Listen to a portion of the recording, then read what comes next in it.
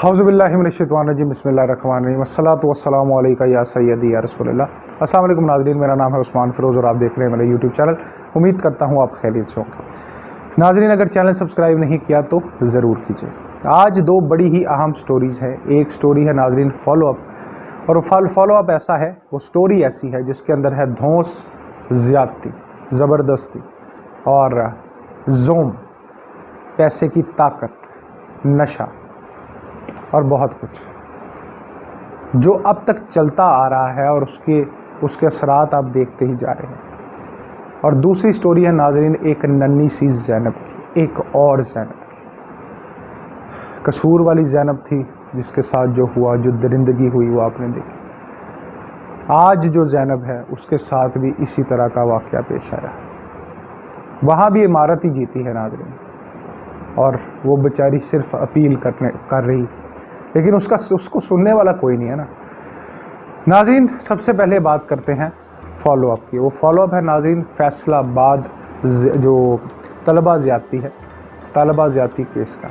अब वो फॉलोअप नाज़रीन क्या कहता है, उसमें बड़े इंटरेस्टिंग फैक्ट सामने आए हैं, बहुत सी अहम पेशरफ्त हुई है, अहम इंकशाफात सामने आए हैं। जी नाज़रीन, ये जो दरिंदा सिर्फ इंसान है, बल्कि ये तो इंसान कहलाने के लायक भी नहीं है, जो शेख दानिश है, ये जो शेख दानिश है, इसकी आपको याद होगा कि पिछले 5 दिन पहले जो है इसका रिमांड मंजूर किया गया था, जिस्मानी रिमांड मंजूर किया गया था और इसको बाकायदा अदालत में पेश किया गया था। आज एक अहम जो है वो पेशरफ्त इसके ऊपर ये हुई है नाजरीन कि उसको रिमांड भी मिल गया है और उसको पेश भी नहीं होना पड़ा अदालत। ये कैसी बात है?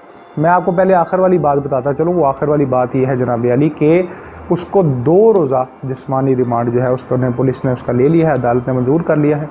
अब उसके पेश हुए बगैर ये जो रिमांड था वो कैसे मिल गया, ये एक इम्पॉर्टेंट सवाल है। और अगर ये मिल गया है तो फिर जनाब अली अब आगे इस केस में क्या होने वाला है, फिर उसकी बेटी का क्या हुआ। बेटी ने भी बड़ी चाल चली है नाज़रीन, वो भी आपको बताएंगे। इसके साथ साथ ये है कि पिछला आपको थोड़ा सा कॉन्टेक्स्ट बताना इसलिए ज़रूरी है कि उससे आपको ये समझ आएगी कि आज उसका रिमांड बगैर पेश हुए कैसे मिल गया। पिछला कॉन्टेक्स्ट ये था, मैं आपको पहले बता चुका हूँ कि नाज़रीन जैसे ही उसको पिछली दफ़ा अदालत में पेश किया गया था रिमांड लेने के लिए, उस वक्त जैसे उसको अदालत ने 5 रोज़ा रिमांड उसका मंजूर किया, जब वो अदालत से बाहर आ रहा था तो हमारे जो बहादुर वकला हैं उन्होंने उसके ऊपर शदीद तशद्दुद किया, उसको मारा पीटा, अपनी रीज लाई, कहते हैं ना, वो रीज किस लिए लाई कि वो ये कहते थे, उनका मौक़िफ़ ये था नाज़रीन वकला का कि इसने फैसलाबाद का नाम बर्बाद किया, इस इंसान ने इंसानियत का जो मतलब है उसको ही निगेट कर दिया, उसने डेफिनेशन ही बदल दी।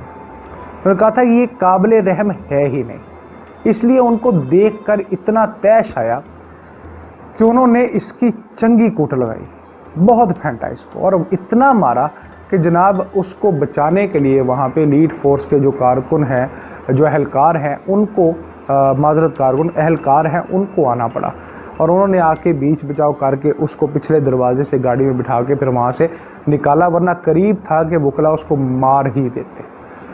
जो जुर्म उसने किया नाजरीन, उसके लिए उसको मारना ही बनता था। अब यहाँ पे एक और स्टोरी है जो बड़ी ही दिलचस्प सोशल मीडिया पर चल रही है और इसका एज लिया जा रहा है। वो स्टोरी ये है नाजरीन कि खतीजा के बारे में कहा जा रहा है कि खतीजा ने का जो है वो पहले भी ताल्लुक़ था शेख दानिश के साथ। अब शेख दानिश के साथ उसका जो ताल्लुक़ था वो ऐसा था नाजरीन कि कहा यह जा रहा है, जो सोशल मीडिया पे स्टोरी चल रही है कि उसका पहले से ताल्लुक़ था, वो शॉपिंग भी करती थी, रहती भी थी और पता नहीं क्या क्या उसके वसाइल इस्तेमाल करती थी। और अब जनाब अली उसने फाइनली ये कहा था कि डिमांड पेश की थी कि जनाब उससे शादी की जाए, लेकिन शेख जो है दानिश वो शादी करना नहीं चाहता था। और इस दबाव में आगे, तैश में आगे, जब दबाव डाला गया तो वो तैश में आ गया और तैश में आके उसने ये किया कि उसने अपनी बेटी को लिया, उसने साथ वो उसको महम को लिया और गए जाके उन्होंने भाई पे तशद्दुद किया, फिर इसको वहाँ से निकाला, वीगो में डाला मार पीट के और फिर ला के जूतियाँ चटवाई। अब आप मुझे एक बात बताएं कि अगर 1 मिनट के लिए ये स्टोरी को सच भी मान लिया जाए तो क्या फिर भी ये किसी तौर पे जस्टिफाइड है? क्या फिर भी किसी औरत को घर से अगवा करना, अगवा करके ले जाना, ले जा के उसके बाल मुड़ देने, उसकी भवें मुड़ देनी और उसको जूते चटवाना, ये कहाँ का इंसाफ है। और इसके ऊपर सोशल मीडिया में कुछ ऐसे लोग हैं जो शेख दानिश की साइड ले रहे हैं, यानी एक प्रो स्टोरी क्रिएट की जा रही है और वो प्रो स्टोरी ये कह रही है कि जनाब अली उसका ताल्लुक था, क्योंकि उसका ताल्लुक पहले ही था इसलिए उसका ये सारा करना जस्टिफाइड नहीं। जो उसने हरकत की है उसके ऊपर उसको मारना ही बनता है, उसके ऊपर उसका ट्रायल ही बनता है, उसके ऊपर उसको सख्त से सख्त सज़ा मिलनी चाहिए। वरना कल को ये प्ली ले लेंगे जनाब कि किसी का ताल्लुक है, अच्छा जाओ मारो कुटो भवें मुडो सर के बाल करो, जो मर्जी करो, ताल्लुक है तो ये तो कोई तरीका ना हुआ और ना ही स्टोरी में कोई वजन नज़र आता है। अगर है भी तब भी ये नाइंसाफ़ी है। दूसरी साइड पे ना, जब ये सारा कुछ आपको बता रहा था मैं कि अब क्योंकि उसको वकला की तरफ से मारपीट की गई, तो जो ये वकला थे, इसके वकला दानिश के, शेख दानिश के, उन्होंने ये प्ली बना ली। प्ली बना के अदालत को ये कहा कि जनाब क्योंकि ये बहुत बड़ा बिजनेसमैन है फैसलाबाद का, ये दरिंदा, तो जनाब ये बेरहम आदमी जो है इसको हमें 2 रोज़ा रिमांड दिया जाए, वो भी वीडियो लिंक के जरिए।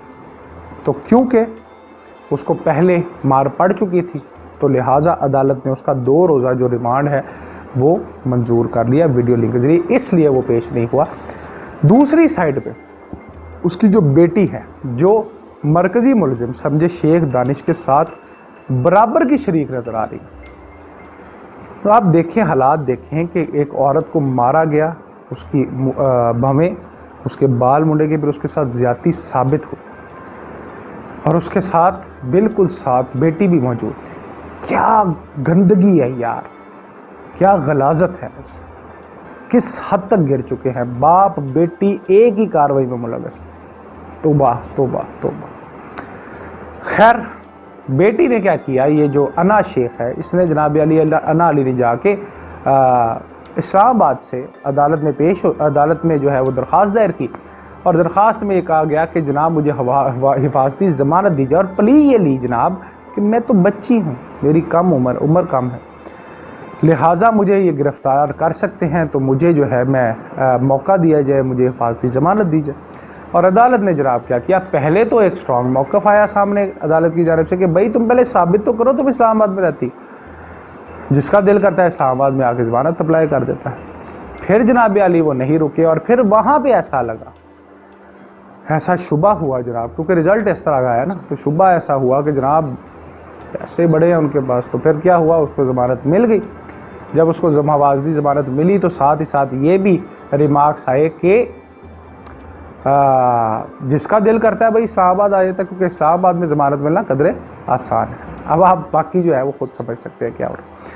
लेकिन जितनी मर्जी कोशिश कर लें, ये अवाम जो है ये ट्रायल कर रही है, ये साथ साथ देख रही है और इस बार जो है ये शेख को नहीं छोड़ेंगे। ये जो भी कल्परेट है इस केस में, जिस तरह गुजरते हुए वकला ने मारा है ना, इस तरह चौकों पे मार पड़ेगी इसको, अगर ये अपने पैसे के बलबूते पे जीतना चाहेगा भी तब भी। तो नाजरीन ये थी अपडेट फैसलाबाद केस की। तो अब आपको बताते हैं उस नन्ही प्यारी ज़ैनब के बारे में जिसके साथ फिर एक दफ़ा ज़्यादती हुई।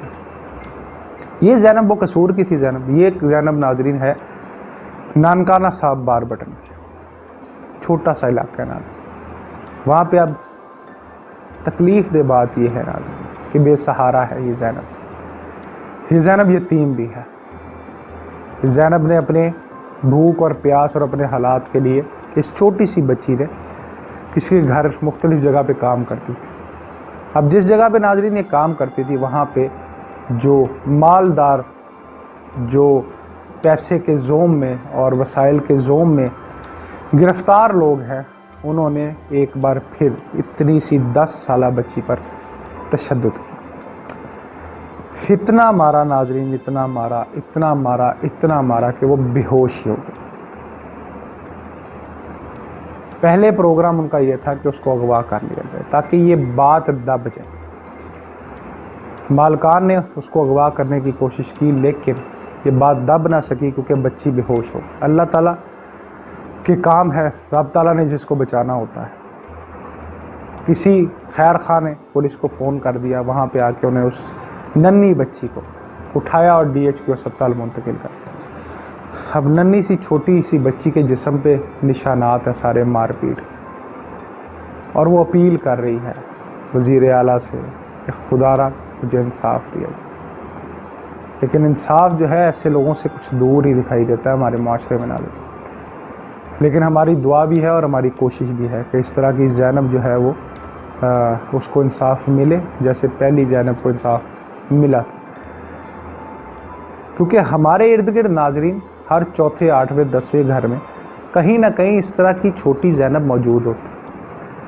आपसे दरख्वास्त ये है कि ऐसी बच्चियों का ख्याल रखें, बेसहारा के सर पर हाथ रखें, उसका हाथ थामें, ताकि मुआशरे में बेहतरी आ सके, कानून की बालादस्ती कायम हो सके और मुजरिमान की जो है वो उनको कंडेम किया जा सके, डर खौफ पैदा किया जा सके। सोचिए समझिए नाज़रीन, क्योंकि पाकिस्तान आपसे